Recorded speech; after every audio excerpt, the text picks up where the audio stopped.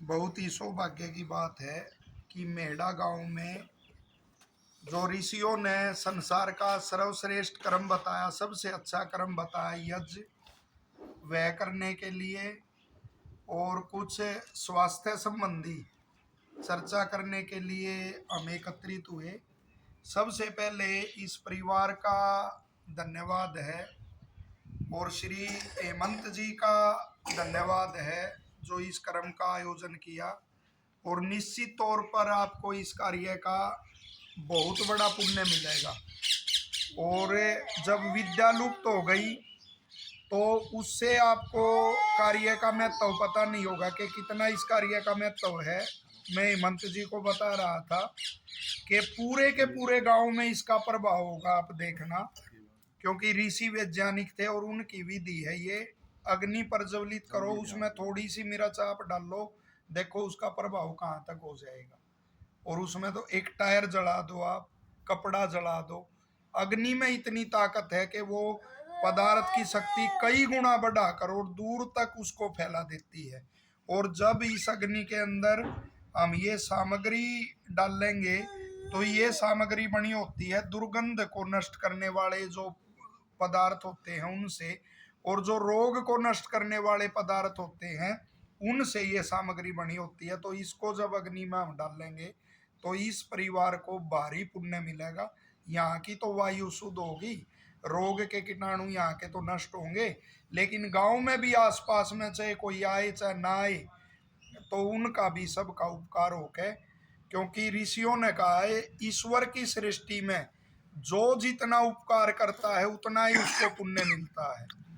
तो वो उपकार आप करोगे तो उसका भी पुण्य आपको मिलेगा। और जब ये विद्या लुप्त हुई तो एकदम से तरह तरह के वो चल गए पूजा पाठ की विधि, लेकिन वो रोग और वो बढ़ते गए। मैं ऋषि दयानंद जी लिखते हैं कि जब तक इस देश में बड़े बड़े यज्ञ होते रहे तो ये देश जो है वो रोगों से मुक्त था, और रोगों का नाम भी नहीं था, दुख का नाम भी नहीं था। जब विद्या लुप्त हुई तो हवन कुंड की जगह जी धूणे बढ़ गए। वो धूणे इसी का बिगड़ा हुआ रूप है। वो राख आदि मिलेगी ना आपको, वो गुस्से लगा देते हैं उपले और वो राख मिलेगी, क्योंकि वो शास्त्र वो पढ़ते नहीं, वो यज्ञ नहीं कर पाते और वो लाभ नहीं होता। तो देखिए, जब लोगों ने अपना वो बिगाड़ लिया, अपना आहार विहार बिगाड़ लिया, खान पान उनका बिगड़ गया। सत्य घटना इस देश की बताता हूँ, तो रोगी होने लगे, पहले कोई रोगी नहीं होता था। जब रोगी हुए तो मैं ऋषि लोग, आज देखो कितने भयंकर तरह तरह के रोग चल पड़े। तो हिमालय की तराई में बहुत सारे ऋषि इकट्ठे हुए और उन्होंने कहा कि भाई जनता का उपकार करना हमारा मुख्य कर्तव्य है, संसार का उपकार करना, तो क्यों ना कोई ऐसा ग्रंथ लिखा जाए जिसमें सब बीमारियों के इलाज हो। तो उन ऋषियों ने एक ग्रंथ तैयार कर दिया, चरक सुश्रुत नाम से भी वो ग्रंथ प्रसिद्ध हुए।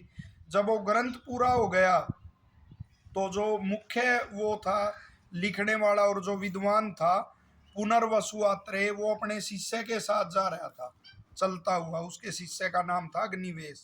तो उसने दाएं बाएं ऊपर नीचे देखा और कहा कि भाई अग्निवेश, बिल्कुल ये तो प्रलय होगा, नाश होगा और व्यक्ति दुखी होंगे, मरेंगे रोगों से। उसने कहा कि जी आपने इतना बड़ा ग्रंथ लिख दिया, हर बीमारी का इलाज लिख दिया, फिर भी आप कहते हो लोग दुखी होंगे और रोगों से मरेंगे। तो उसने कहा देखना एक ऐसा समय आएगा, बिल्कुल उस ग्रंथ में देखो वर्षों पहले लिखा हुआ, हजारों वर्षों पहले, कि एक ऐसा समय आएगा जब वायु बिगड़ जाएगी, जल बिगड़ जाएगा, अन्न बिगड़ जाएगा और लोगों की बुद्धि बिगड़ जाएगी। और देख लो वही समय आ गया ऋषियों का कि ना वायु शुद्ध है ना जल शुद्ध है। पहले गांव में कुएं होते थे ना जी, कुएं होते थे गांव में और सब वहां से पानी लाते थे। कहाँ है कुएं? ये जो ठुट्टी का पानी आता है ना, हमारा तो लाइव चल रहा है, सबको कह रहे हैं, एक नहर है उसमें कपड़े भी धो रहे हैं हम, उसमें पशु भी मर के आ रहे हैं, उसका क्या फिल्टर कर लोगे? कि भाई वो तो ये हो गया कि उसमें हमने फिल्टर कर लिया, लेकिन माता उसका क्या फिल्टर कर लिया जिसमें पशु भी मर गया, जिसमें कपड़े भी धो लिए, तो वो जल को पी रहे हैं। हमारे गुरुकुल जज्जर है ना जी, वहाँ के आचार्य हैं विजयपाल जी, उनके पितामह से बलवंत जी थे, बड़ी लंबी आयु के होके गुजरे और स्वस्थ बड़े तगड़े थे। वो कहते थे आचार्य जी मैंने कभी भी है ना जमीन के सिवाय पानी नहीं पिया, कि जमीन का ही पानी पीता हूँ, नलके का चला कर वो। लेकिन वो सारे के सारे वो बिगड़ गए। अन्न देख लो बिगड़ गया। कल हम चर्चा कर रहे थे कि कुछ वर्ष पहले तक घुटनों की बीमारी नहीं थी, वो सारे का सारा यूरिया और वो खा रहे। ये है ना हमारे नरेंद्र जी बैठे अध्यापक, ये कहते हैं आचार्य जी केवल कसर इतनी रह रही है कि कटोरी में डाल कर नहीं खाते उसको यूरिया को, लेकिन खा तो वही रहे, जहरीली दवाइयां और वो खा रहे हैं। तो उस ऋषि ने कहा अन्न बिगड़ जाएगा और लोगों की बुद्धि बिगड़ जाएगी यदि उनको पते की बात बताओगे कि भाई ये जो तरह तरह की पूजा पद्धति चल गई उनको छोड़ो और यज्ञ करो। पीछे कोरोना फैला ना जी, तो यूनिवर्सिटी के अब भी हमारे पास कटिंग रखी हुई है। जो बड़ी बड़ी यूनिवर्सिटी थी उन्होंने कहा यदि बचना चाहते हो तो क्या करो, हवन। और बड़े बड़े हवन किए गए और जगह जगह उनका धूम और वो दिया गया, लेकिन लोगों को वो समझाने से और वो बात ध्यान नहीं आती। तो ये जो आपने कार्यक्रम किया है, और गांव गांव पहले कहते थे सबसे पहला सुख निरोगी का है, कि स्वास्थ्य है। यदि कोई मजदूर है मजदूरी कर रहा है, वो जब तक मजदूरी करेगा जब तक उसका स्वास्थ्य बढ़िया है। और इसी तरह से यदि धनवान व्यक्ति है उस धन का उपभोग कब तक करेगा जी, जब तक उसका स्वास्थ्य है।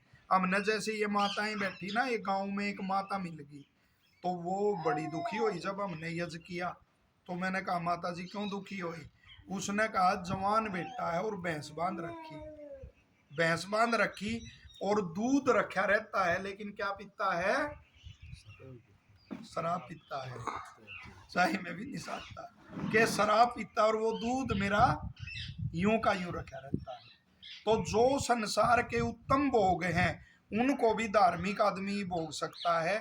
एक बड़ा धनी आदमी, सत्य घटना आपको सुनाता हूँ कि बड़ा धनी आदमी, एक पत्रकार ने कहा जी आप सबसे सुखी हो। तो उसने कहा भाई एक दिन मेरे पास रह कर दे कि तेरे को पता लगेगा मैं सुखी हूँ कि दुखी।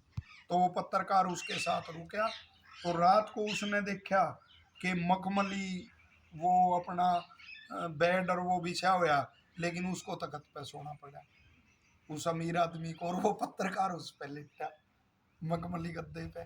तो उसने कहा जी ये क्या? बोला डॉक्टर ने क्या रखी है। अगले दिन जब सुबह उठे, गर्मी का समय, और वो पत्रकार ने देखा कि स्विमिंग पूल बनवा रखा उसने, क्योंकि धनी था।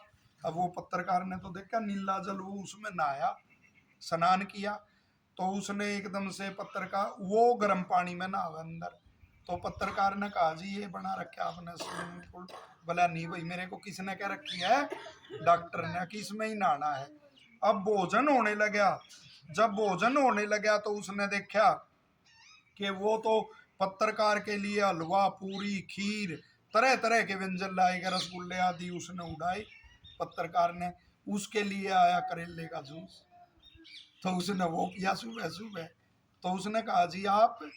बोला भाई डॉक्टर ने बता रखा है। फिर उसने पत्रकार को कहा अब तू बता कि तू सुखी है कि मैं सुखी हूँ। फिर पत्रकार के समझ में आई कि भाई ये सुखी नहीं है। तो सुखी वो है चाहे धनी है चाहे निर्धन है, जो स्वस्थ है और जिसकी दिनचर्या और वो बढ़िया है, वही कमाए हुए भोगों को और वो भोग सकता है।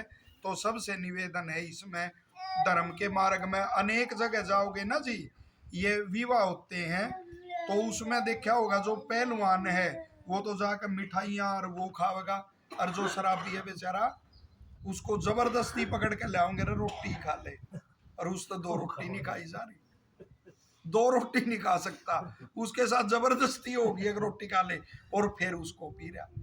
तो इसका औचित्य यही है ये करने का कि कोई भी ऐसी वृत्ति हमारे परिवारों में ना आए, और वास्तविक जो आनंद होता है जीवन का उसको पहचाने, और वो यज्ञ आदि करवाओगे, इससे वायु शुद्धि होकर और अच्छे विचार होकर एक परंपरा गांव में चली है। चाहे आप थोड़े आए हो, आपको धीरे धीरे जब पता लगेगा तो और ऐसे कार्य बढ़ेंगे। तो वो सुख बढ़ेगा। एक जितने भी बैठे हुए हैं, क्योंकि हमारा कर्तव्य आज का है कि स्वस्थ कैसे रहें। तो ऋषि दयानंद जी जब भी घूमते थे, राजाओं के पास विशेष करके जाते थे, और किसान भी राजा होता है, किसान राजा तो अपनी मर्जी का मालिक है। तो वो जब भी जाते थे तो लोगों को सबसे पहले स्वास्थ्य का एक उपदेश देते थे कि सुबह 4 बजे उठ के घूम का आया करो, भ्रमण करके आया करो। कभी भी देख लियो, ये आजकल तो ऐसी वो चल गई जी, माताएं भी घूमती है। क्यों, पहले तो काम करती थी, वो नहीं चलाती थी। आज तो निगी माताओं किसी के पास भी है चक्की नहीं। देखो उसका क्या लाभ था। एक हमारे बहुत बड़े साधु है स्वामी स्वतंत्रानंद, एक को बवासीर की बीमारी थी जी, भयानक, एक पुरुष को, ठीक नहीं हो रहा था, अंग्रेजों के समय की बात बता रहा हूं मैं। तो उसको वो स्वामी जी निकल गए, वो बोला जी मैं तो परेशान हो गया बिल्कुल, कि मरने को दिल कर रहे हैं। तो स्वामी जी उसको बोले चक्की चला, उसका इलाज बताया ये कि ये हाथ की चक्की हो है ना जो ये पिस्या करे, कि ये करा करो, और उसने वो करा, वो ठीक। तो आधे रोग तो केवल और केवल इसलिए हो गए कि काम नहीं है कुछ भी। शुगर रोग होता है ना, शुगर ते सारे परेशान हो रहे हैं। शुगर का मैंने आयुर्वेद में एक ऐसा इलाज पढ़ा कि 100 योजन तक, यानी 400 किलोमीटर तक, यदि जो गाया के पीछे पैदल चले है ना, वो निकाल के ये अपना नंगे पैर के, कैसी भयानक शुगर हो, शुगर है खत्म। 400 किलोमीटर नहीं चल सकते, हूँ घूम लो। वैसे भ्रमण करोगे ना सुबह उठ के, तो रोग नहीं होंगे। एक हमारे आचार्य बलदेव जी हुए, ये जानते हैं तेजेंद्र जी, तो उन्होंने एक स्वामी प्रणवानंद जी हैं, हमारे बहुत बड़े प्रसिद्ध विद्वान हैं, अनेकों गुरुकुल चला रहे हैं, उनके घुटने जुड़ गए जी बिल्कुल, अच्छे तगड़े शरीर के हैं, और दिल्ली है अपना, गौतम नगर गुरुकुल चला रहे हैं। तो घुटने जुड़ गए तो बैठ गए उस पे, तकत पैर उस पे, वो चल फिर नहीं पाते थे। तो आचार्य बलदेव जी ने उनको कहा स्वामी जी चलना मत छोड़ना, चाहे कितना भयानक दर्द हो, कुछ हो, घूमना मत छोड़ना। घूमते रहे, और आज से लगभग 10 साल से तो मैं देख रहा हूँ उनको घूमते हुए, वरना एक ऐसी स्थिति आ गई थी, उसी पे लेट गए थे। कभी भी आप देख लेना, शुगर को एमबीबीएस के अंग्रेजी डॉक्टर है ना, वो भी कहते हैं यदि शुगर को ठीक करना चाहते हो तो भाई मजदूर बन जा, कि मजदूर बन जा, शुगर ठीक हो जाएगी। कि खली मत बैठे कोई, चाहे अपना पेड़ों को खोद कुछ कर, चाहे गड्ढे खोद, पर वो अपना काम कर। कभी भी देख लो ये माताएं जो कपड़े नहीं धोती ना, कपड़े नहीं धोती, तो अभ्यास छूट गया, उससे एक दिन धोआ के देख लो, सारे का वो कंधे दुखेंगे, पैर दुखेंगे, और जो रोज धोती है रो करती है उसके नहीं होगा। तो ये काम छूट गए। तो सबसे पहला ये काम करो आज जितने भी बैठे हुए हो, कि सुबह उठ के जरूर शौच आदि से निवृत्त होके, और एक और ध्यान रखो, ये हेमंत जी भी बहुत देर तक उठे थे आज, है ना, कभी भी सूर्य निकलने के बाद मत सो। अनेक हमारे आचार्य ऐसे हैं, पीछे एक ये सुंदरपुर कुटिया वाले एक स्वामी जी आ रहे थे, उन्होंने बड़ी बढ़िया बात कही, मैंने वो बड़ी अच्छी लगी। बोले मैंने कभी भी एक दिन ऐसा नहीं गया जब उगते हुए सूर्य के दर्शन ना करे, कि एक दिन भी मेरा ऐसा नहीं गया, यानी जब सूर्य उगेगा ना, कि उस समय मैं उठ जाता हूँ। और जो सूर्य उगने के बाद उठेगा ना जी, सूर्य ये लिखा महाभारत के अंदर, उसके तेज को हर लेता है, वो तेजस्वी नहीं मिलेगा कभी। जो सूर्य उठने के बाद उगने के बाद उठेगा, तो प्रातः काल उठ के शौच आदि से निवृत्त होके, और जो भ्रमण करेगा, ऑक्सीजन जिसके फेफड़ों में जाएगी, उसकी रक्त की शुद्धि अपने आप होगी, कोई भी बीमारियां नहीं होंगी।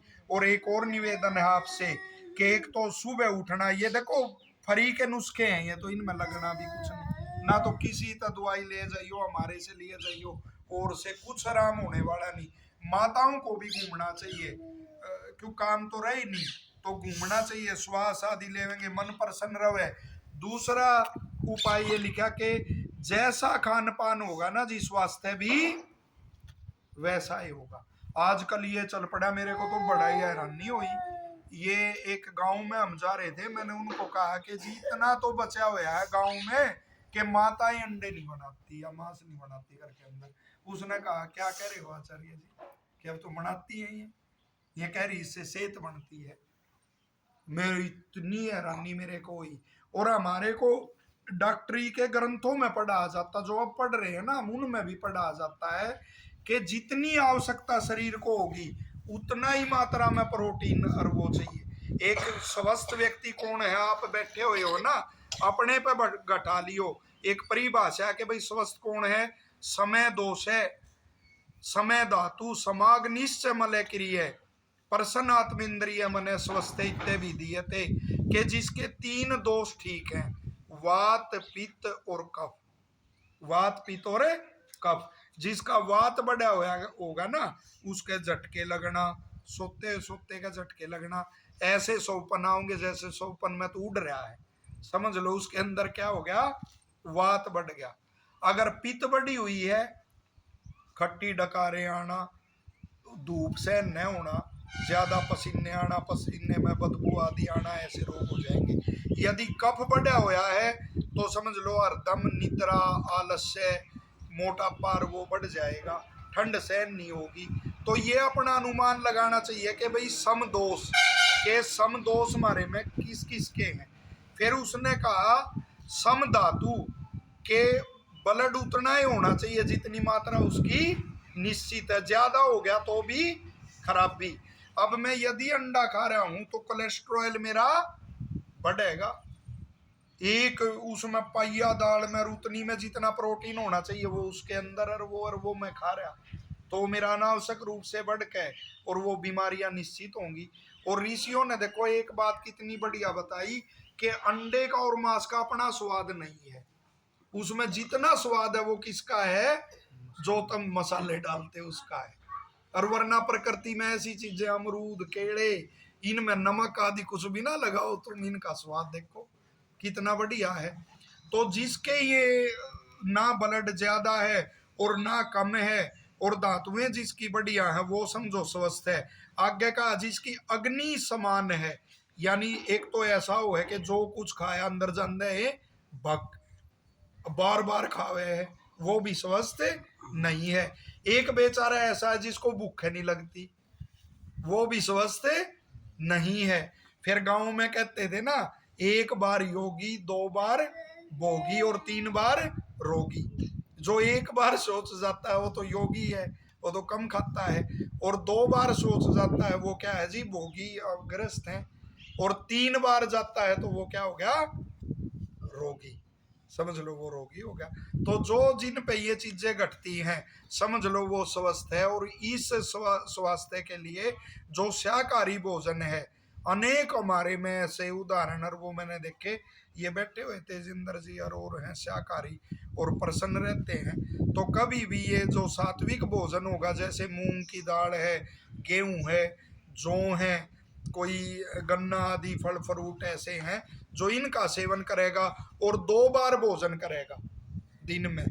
ये भी महाभारत के अंदर देखो, तो उसका ग्रंथ नहीं, कोई डॉक्टरी का ग्रंथ नहीं, लेकिन भीष्म पितामह उसमें उपदेश दे रहे हैं कि स्वस्थ कौन है, जो 2 बार भोजन करेगा ना, वो हमेशा स्वस्थ मिलेगा आपने। कि भाई सुबह खा लिया, एक बजे शाम ने खा लिया, भूखे तो ना मरियो मेरे कहने से, बीच में भूख लगा थोड़ा बहुत, हाँ थोड़ा बहुत ना, ये माता यार वो सारे थोड़ा बहुत खा लेना। तो ये कुछ वो रखेंगे जी हम। और दूसरे देखो, मानसिक रोगी, ये तो मैंने शरीर का बता दिया। मानसिक रोगी कौन है, उसमें आखिर में आ गया आयुर्वेद में प्रसन्न आत्मेन्द्रिय मन, जिसकी आत्मा और इंद्रियां प्रसन्न हो तो समझ लो वो स्वस्थ है। और मानसिक रोगी वो है जिसकी आत्मा इंद्रिया प्रसन्न नहीं, जो एक दूसरे से देख के ईर्ष्या करते रहते हैं ना, कि वो सास बहुत है चिड़ रही, बहू सास के पीछे लग रही, पड़ोसी पड़ोसी के पीछे लग रहा, तो समझ लो वो स्वस्थ नहीं है, वह भी मानसिक रोग है जी। तो इस रोग को भी दूर करने के लिए, ईर्ष्या आदि और इससे दूर रहने के लिए केवल एक ही उपाय ऋषियों ने बताया कि जो ओम नाम है या गायत्री मंत्र है, कि उसका जाप और वो करोगे, क्योंकि ये ऋषियों की यदि ये औषधियां ऋषियों ने दी हैं, देखो औषधियों में तो हम ऋषियों की मान लेते हैं। अब औषधि बता दूं ना तुमने कि ऐसी है, ये औषधि लो इससे ये ठीक हो जाएगा, सौंठ मिर्च, काली मिर्च और पीपल उसमें डाल के, शहद में डाल के लो, उससे वो बाई के रोग नहीं होगे, झट लोगे। और जन्यू कह दू गायत्री मंत्र जपो, तो आप अपने ढूंढ रहे हो, फिर नहीं लोगे। तो ऋषियों की बात जब हम इसमें मान रहे हैं, तो उसमें भी किसकी बात माननी चाहिए जी? ऋषियों की। तब मानसिक रूप से हम स्वस्थ हो सकते हैं। तो आप अपनी ये जो पूजा पद्धति, आप अपने जो मंत्र चला दिए, इसने पूरा का पूरा देश मानसिक रोगी कर दिया।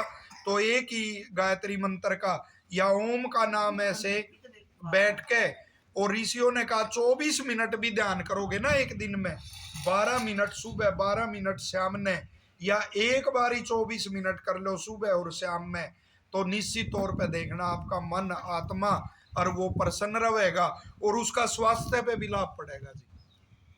जो किसी से ईर्ष्या नहीं करता, छल कपट नहीं जिसके अंदर, उसमें तो ये लिखा हुआ है स्वस्थ रहने के लिए कि हमारे घर में आजीविका भी पवित्र आए।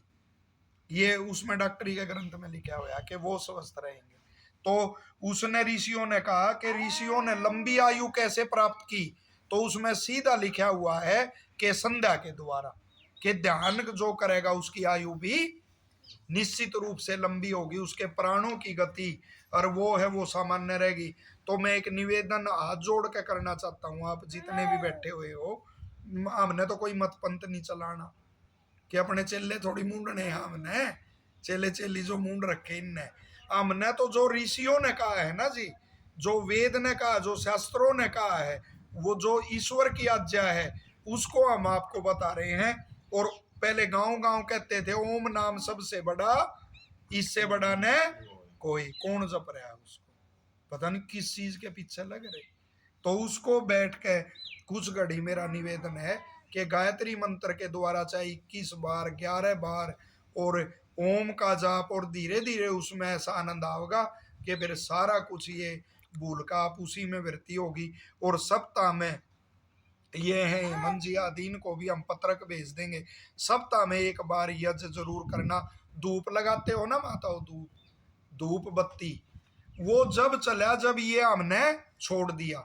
ऋषियों ने ये बताई कि धूप में वो सामर्थ्य नहीं उसके धुएं में कि जो गंदी वायु है घर की उसको बाहर फेंक दे, वो तो सुगंधी भी रहेगी, अरे दुर्गंधी भी, वो सामर्थ्य केवल अग्नि में है। अग्नि जहां पर जवलित होगी तो घर की जितनी भी गंदी वायु और वो है उसको हल्का करके बाहर निकाल देगी, और उसकी जगह ये सुगंधित वायु फैलेगी।